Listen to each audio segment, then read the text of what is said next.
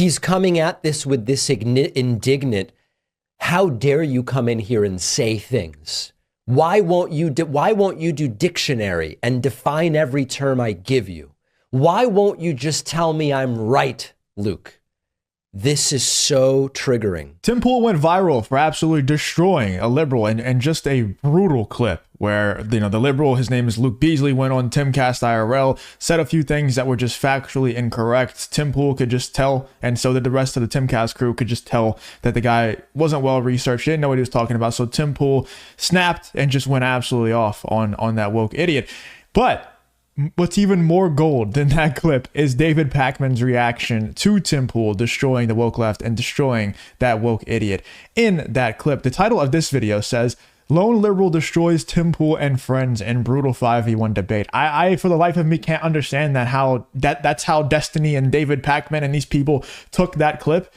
Like, it was a brutal takedown by Tim Pool. Anyway, let's get into this clip here where Tim Pool goes on Timcast and absolutely destroys his guest, Luke Beasley. But like I said, more importantly, we have David Pakman seething and coping at that clip. Let's get into it.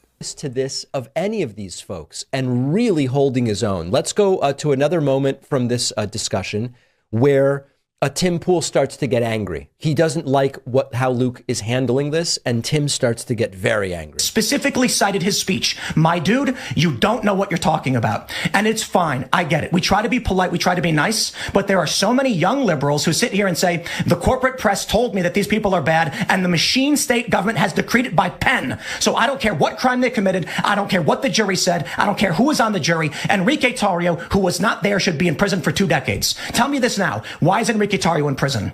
Yeah, so they uncovered with him his plot to overthrow the government. Enrique Tarrio? Yeah, and his organization. What plot? Who's they? Give me some prosecutors. Give me some fucking data. Stop squinting at me and saying the prosecutors did a thing.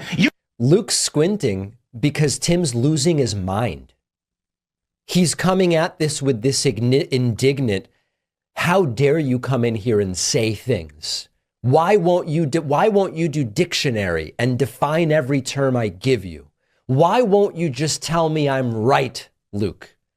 This is so triggering to Tim. No, you didn't read it. You didn't read the court. Now, Luke's squinting because it's a defense mechanism, and that's just the emote that he has for this situation, because he is playing the role, he is playing the part. The same thing that Dean Withers does, the same thing that David Pakman does, Harry Sisson, Destiny, all these people, they play the same exact character. It's kind of crazy. They play the smug leftist, the smug liberal character, and Luke Beasley's good at his character. He's gotten into character, and his emote for this situation, when he feels threatened, when he feels like he's getting cooked, is to do the smug liberal thing and just squint like, what is wrong with this guy type thing. That's what he's doing. It's a defense mechanism, very obviously. Papers. All you know is the fascist machine state told you he should be in prison, and you're saying yes to them.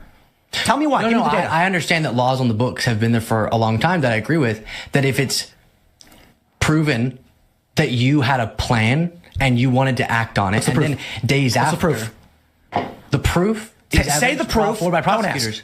Say it. Communications. You know, the problem with everything that is being levied here is you could just as easily turn this around on Tim and say, okay, so it sounds like you're essentially saying you don't respect the way that the laws are written. You don't respect the conclusions of a jury within a trial. You're just saying none of it really matters.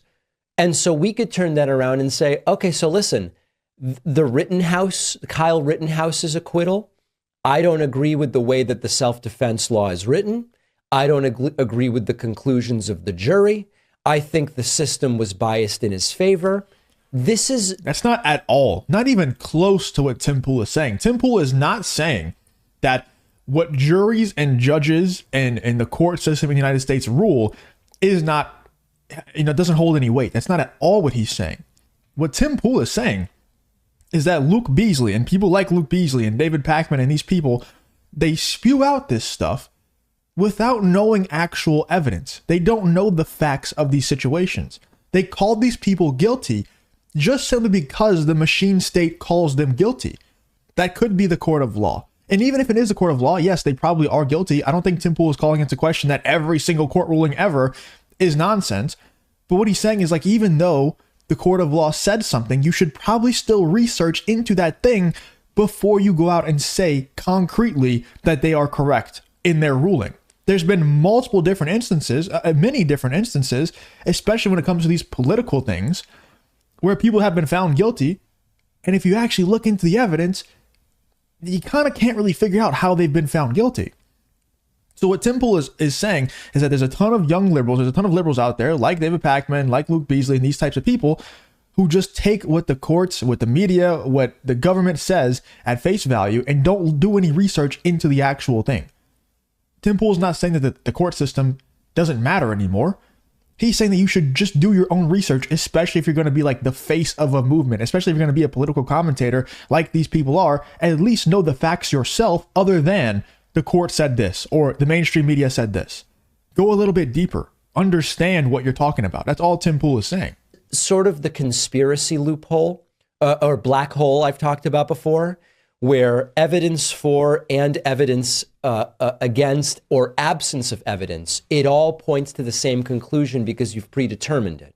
And this is, of course, another one of those examples where despite the recorded audio tapes of Enrique Tarrio, the Proud Boy leader, despite prosecutors proving their case, despite everything that happened, Tim just doesn't agree with it. And so the thing that if I were to critique Luke here, I would say he should have more quickly recognized it doesn't matter what he says. It almost, in the 2.5 hours, it almost doesn't matter what Luke says, because what this is really about, it seems to me, is that Tim really didn't like that 20-whatever-year-old Luke Beasley came in and faced down 5 of these people, and all they could do was blow up and yell at him. Let's look at a little bit more of this. What communications? What did he say? What did he do? If you enjoy content like this, then make sure to leave a like and subscribe to the channel. It really does help me out a ton. Let's get back to the video. Is this serious? Are you going to tell me why you think Enrique Tarrio should be in prison for 20 years, or are you going to say the government decreed it? I just explained to you. So the government said so. Is that it? It's usually law enforcement, which I guess is part of the government. Government said so? Yep. So you can't say why. That uncovers evidence of communications, a memo that he It's sort of like, how does law enforcement work, Tim? crafted and sent to his organization, Saying what? that detailed each institution of government that they were going to try to overthrow. Then just days later, his organization is at the Capitol. Typing. I don't think we can even pull up Enrique Tarrio. I'm not quite. All right, so then about a minute goes by, and then it's maybe like the absolute funniest moment where Luke is immediately proven right, and it makes Tim Pool's entire blow up seem really stupid. States that's true. Well, now we got a problem. Let's try this again. Let's try a secondary source. Let's see. Sorry, let me back up because we actually missed it. Tim looks it up, and it's exactly what Luke said In the article. So here's a citation. No, Tim looked it up, and it wasn't exactly what Luke said. All it said was repeated what Luke said, once again, without having any actual evidence. Tim Pool is not saying that there wasn't any communications found within Enrique Tarrio and his team that, you know, exactly what the narrative said. Tim Pool is not disputing that narrative. What Tim Pool is trying to go after Luke Beasley for is not knowing what was said. All that is told to us by mainstream media, by government, by the court system, is that there was communications found within the team. Luke Beasley said that same exact thing. Well, what Tim Pool is saying is what communication was found, what was said, what was in the memo.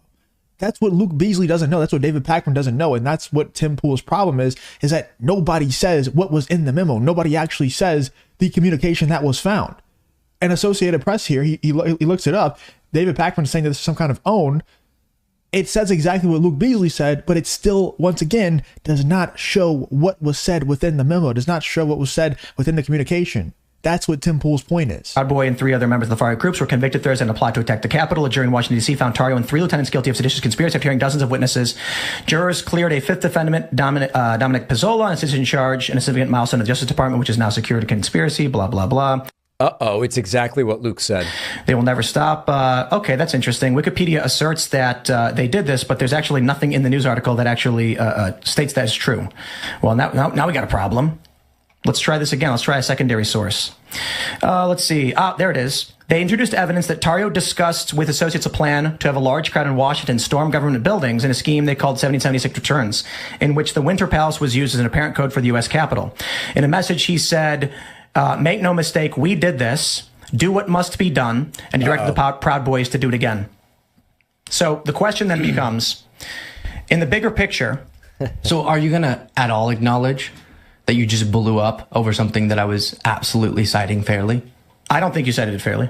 I think people should be prosecuted for engaging in plans to overthrow a government. That's kind of that's a very loose definition of plans to overthrow the government. Now the terms are too loose, and it's all. Listen, this is there was what was the plan? He said, "Make no mistake, we did this," but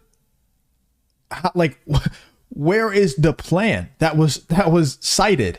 That still does not show a plan at all. That says, make no mistake, we did this. That could be referring to so many different things. Like, this is not playing a semantics game. This is serious. Like, maybe I'm going crazy. I always say, let me know in the comments if I am the crazy one here. Because sometimes it feels like I am. But like, saying, make no mistake, we did this, it could be referring to so many different things. And there's still no plan. There's still no evidence of a plan. Really a masterclass from Luke put in a very difficult position. I'm not going to play this entire thing, but here's another moment where the topic of the deficit came up, and this is really good. So you're not hearing me. The large spike was COVID.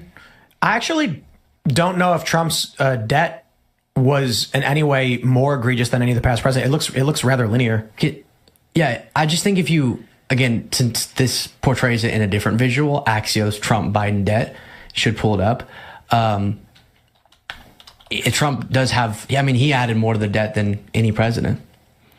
But again, this one says he ran up twice COVID to be the specific. debt. I don't know about Right. That's COVID. No, exclude. Look, non-COVID. Oh, I see. You're right. Yeah, non-COVID relief.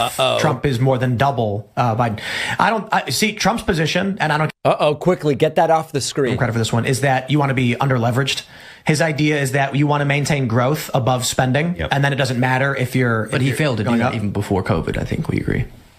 I don't know. I mean, the economy was doing fairly well, regardless. But if you look at the now he's changing that. This is a classic. Now he changes the topic. Now, Tim, from going from the debt and deficit issue, once that was proven wrong by Luke, Tim just goes, the economy kind of seemed to be doing fine, which is a different argument. That's a modern monetary theory argument, which is even despite deficit spending, if it's on the right stuff, the country and the economy could be doing fine, which I think is an important topic to engage with. But it's one they deny until Luke Beasley shoves it in their face. Really nice job by Luke here. And 2.5 hours, exhausting to deal with these people, but very nicely done. All right, January 1. I don't understand. Like, he cherry picked some clips that made Luke look not terrible, like the last one, maybe, but I still, I don't feel like breaking every little thing down. But Tim Pool, I don't think, was trying to pivot away from the subject. I think Luke Beasley made a general claim but we can both agree that Donald Trump was doing a bad job before COVID, right? And then Tim Pool said, well, I don't know. The economy was doing pretty well.